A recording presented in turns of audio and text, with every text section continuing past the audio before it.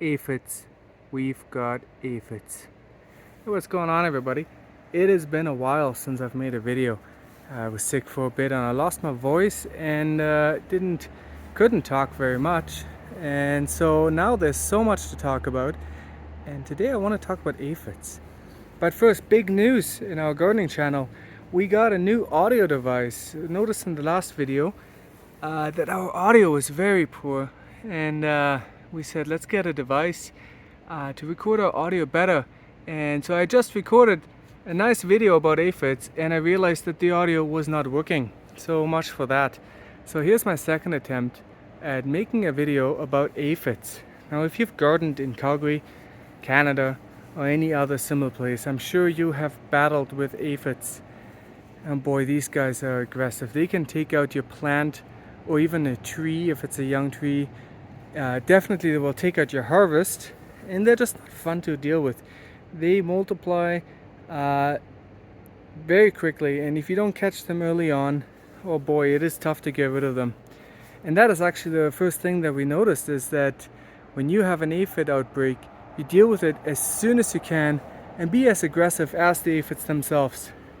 So this tree here is our plum tree. We put it in last year. It's a Brooks Gold plum, and we put it right here in this location because it's supposed to pollinate very well, cross-pollinate with the Nanking cherry.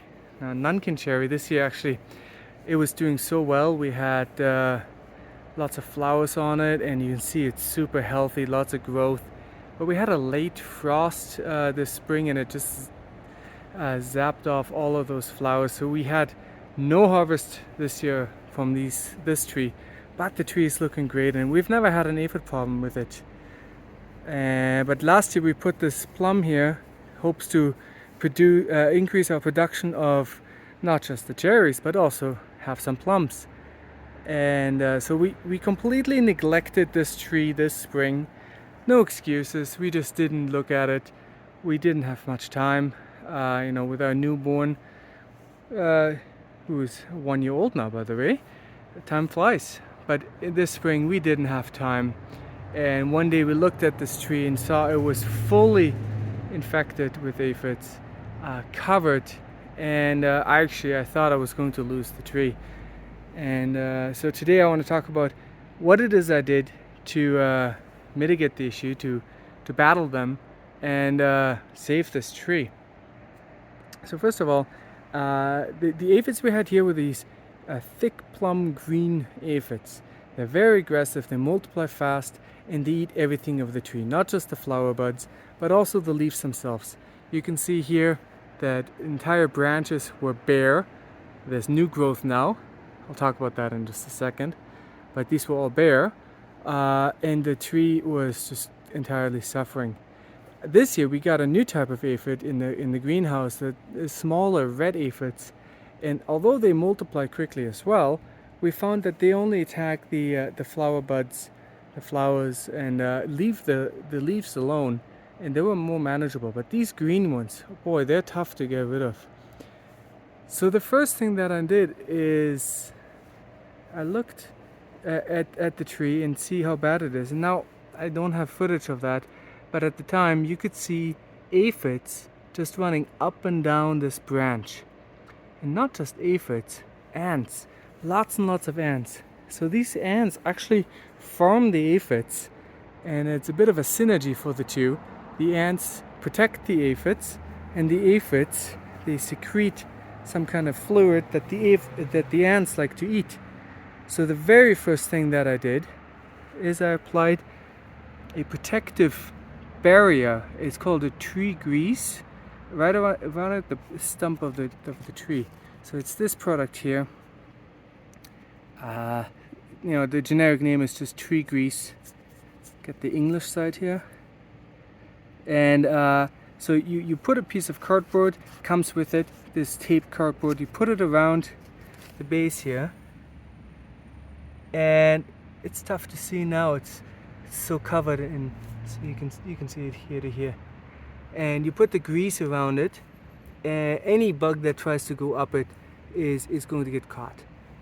At this point now, the grease is kind of slimed all over the tree and in the fall I will be taking it off when there's no risk of aphids. Take that off. But that's the first thing I did, is to cut off the ants, because they were protecting the aphids and it was making things so much worse. A few weeks after I did that, actually, we had some flowers growing here and they were touching the branch, and the ants are very smart. They're able to crawl up here, find a new path to get to the aphids. So I ripped out that flower. My wife didn't like that very much, but you have to do what you have to do. So that first thing I did was that. The next thing I did is I blasted the tree down with just a stream of water. I figured any damage I'm going to do to the tree is going to be very insignificant compared to the damage that the aphids are doing. So I blasted this tree and just knocked down as many aphids as I could. In the process, clearing the tree. And the aphids are, usually we find that they crawl back up, at least with our plants in the greenhouse, but here they couldn't because we have already applied the grease. So that's the next thing I did. And between blasting, we cycled between a few things. So one thing we tried was diatomaceous earth. That's this product here. Diatomaceous earth is wonderful to use in the garden when you have pests. It's basically an inert silica that at a microscopic scale has very sharp edges. Any soft body bug is going to get destroyed by it. There's an ant version, this one here, that has something else in it that ants like to eat, some kind of sugary thing. And when they eat this, then they ingest the silica and it cuts up their gut. So I covered the tree with this. The tree was white, and hopefully destroying as many of the aphids that I could. Now, one of the problems with this method is that you can see, actually I have a few more aphids here, we'll talk about that, but the leaves curl up and the aphids, a lot of them are inside of there. Now I said I had aphids all over the branches, but a lot of them were inside there, and putting the powder on didn't do a whole of a lot. But we did it anyways, to get as many as we could that were walking around bare. That's one thing. Another thing I did, so I cycled this, blasting off, putting on this powder. Now this powder only works when it's not raining, so we did it at a time when it wasn't raining and we left it on for a couple days. After that, I blasted the tree off again, cleaning it off, and then we used Safer soap. Safer soap is also good to use. It gets rid of a lot of the, actually here is the green aphid right there. It gets rid of a lot of the soft-bodied pests, and it is okay to use on edibles. Most people are okay with using this sort of thing, and so we sprayed the tree down, just try to get rid of as many as we could. And that works to an extent, but only so much. So again, I blasted it off and I kept trying different things. One other thing that we try, and this is a bit controversial in the gardening community, is neem oil. Neem oil is basically a killer of all bugs. So you gotta be careful using this. You don't want to spray too much all over the place. It is supposed to be okay on edibles if it's been some time since you've applied the neem oil. And in this particular case, the tree, there were some plums growing, but the aphids got them all. So I wasn't going to eat anything from this tree this year. So we tried this as well.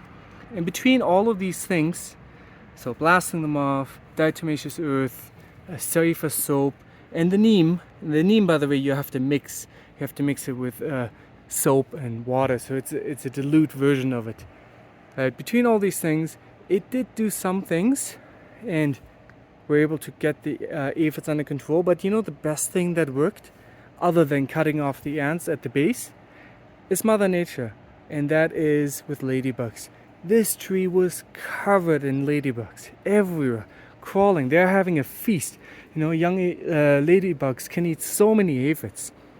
So at one point, this tree had so many ladybugs on it. They've all gone. It's later in the season. There's nothing left. And believe it or not, I was able to get rid of the aphids on this tree. I managed to keep the tree. I really thought I was going to lose it. And you can see already that there's so much new growth The tree's doing very well here and here. Lots of new growth everywhere. So, one other thing that I forgot, this is actually really critical, is I've mentioned that I neglected this tree in the early part of the year for no good reason. And we didn't fertilize it. That is something that immediately I did too. I fertilized the tree. Why fertilizing? When the leaf is healthy and plump and strong like this, the aphids have a tough time to bite into it. You know, the new growth is a little bit softer, so they like the new growths on plants. But if the tree is really healthy, or the plant is very healthy, then they have a tough time biting into it, and then they're not gonna stay there. They're not gonna multiply there. So we fertilized it, and I think that really made a big difference as well. Next spring, the first things I'm gonna do is do early fertilizing. Put this ring back on, which by the way I've put onto my other trees as well. Now this one, the cherry, I've never had an outbreak. It's been doing great, but just to be on the safe side, I put it on here as well. And same with the apple and the pear. And so spring I will put those back on. And now unfortunately you can see that I have got a few leaves that are curled up, and I'm sure if I pull them open, this is a classic sign of aphids. I'm sure if I pull them open, I will be able to find some nasty green aphids inside of here. Maybe not. Of course, when you want to show something, it's not there. Anyways, I do have a couple leaves. Now these are already beyond repair. These leaves are going to fall off. So because they're all curled up, it's tough to get any of the products that I just showed. Here they are. It's tough to get any of these products in when the leaf is so curled. So what I'm going to do is I'm actually just going to cut it right off. Not the branch, because I want the tree to grow and have branch. But this leaf, I'm going to cut it, nip it right here. Well, I can just do it by hand. But after I take this video, I'm going to go and get my cutters and go ahead and cut as much as off as I can. I'm going to be quite aggressive on it because I don't want another outbreak. But I think I caught it early enough that it's not so bad, and the tree is looking really good. So that is our battle with aphids that we've been having this year, and hopefully next year I'll have a better story, and also hopefully the spring participates and we don't have a cold frost, and then we have cross pollination between these two, and hopefully have a good harvest. So that is it. And leave comments or any questions, and we'll talk to you next time. Bye bye.